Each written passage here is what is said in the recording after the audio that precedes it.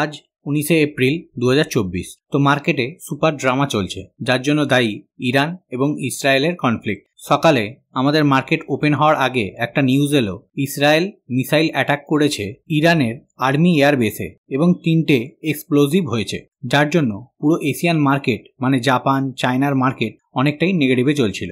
সেই অনুযায়ী আমাদের মার্কেটেও হিউজ প্রায় 200 পয়েন্ট নেগেটিভে ওপেন হয়। চারিদিকে একটা ভয়ের সিচুয়েশন। মার্কেট কিছুটা চলার পর ইরান অফিসিয়ালি অ্যানাউন্স করলো ইসরায়েলের তরফ থেকে কোনো মিসাইল অ্যাটাক হয়নি, জাস্ট কিছু ড্রোন অ্যাটাক হয়েছে এবং সেইগুলোকে শুটডাউনও করা হয়েছে এবং কোনো ক্ষয়ক্ষতি হয়নি। এই একটা কারণের জন্য বিশ্ববাজার প্লাস আমাদের বাজারও পুরো ভলাটাইল ছিল।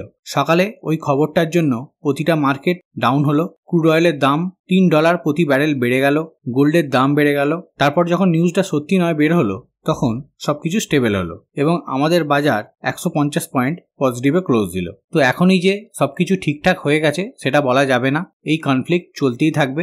এখনো পর্যন্ত ইরান বলেছে এর পাল্টা কোনো আক্রমণ করবে না, তো দেখা যাক, সময় বলবে কি হয় কি হয় না। এবার কিছু স্টক রিগার্ডিং আপডেট কভার করব। তো এখন কোম্পানিগুলোর Q4 এর রেজাল্ট পাবলিশ করছে।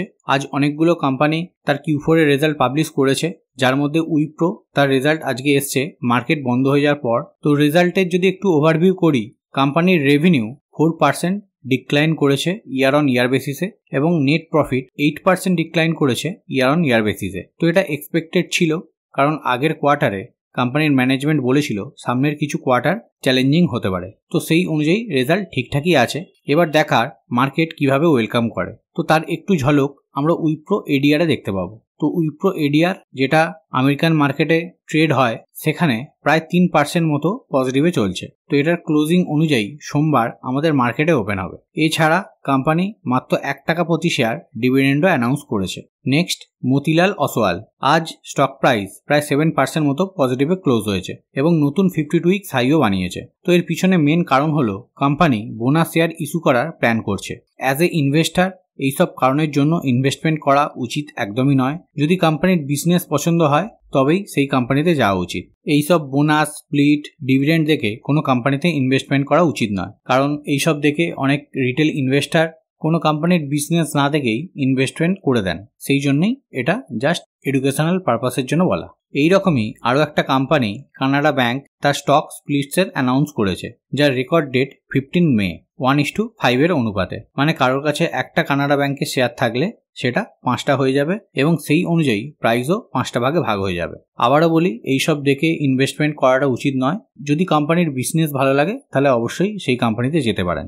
নেক্সট জিও ফাইন্যান্সের আজ Q4 এর রেজাল্ট পাবলিশ হয়েছে। তো এই কোম্পানি অ্যাকচুয়ালি কাজ এখনো শুরুই করেনি, তাই রেজাল্ট দেখেও কোনো লাভ নেই। কোম্পানি সামনের দিনে অনেক কিছু বিজনেসে এন্ট্রি নেওয়ার প্ল্যান করছে, সেগুলো সাকসেসফুলি করুক, ওয়াইড রেঞ্জে ব্যবসা শুরু করুক, তারপর এই কোম্পানির রেজাল্ট ট্র্যাক করব।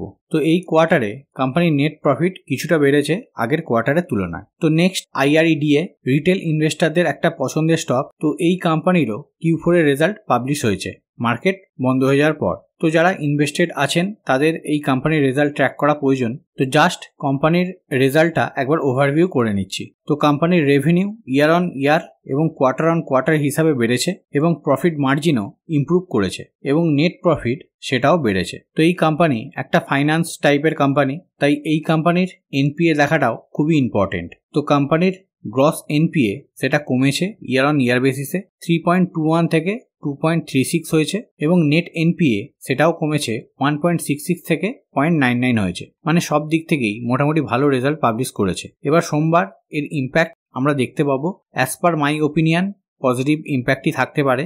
এছাড়া এই কোম্পানি নতুন এবং যে সেক্টরের সঙ্গে যুক্ত সেখানে প্রচুর অপরচুনিটি আছে, তাই লং টার্মের ভিউ রাখতে পারেন। তো ভিডিও শেষে জাস্ট একবার গ্লোবাল মার্কেটটা দেখে নিই। তো এখন US মার্কেটের ডাও জোন্স অনেকটা পজিটিভে চলছে।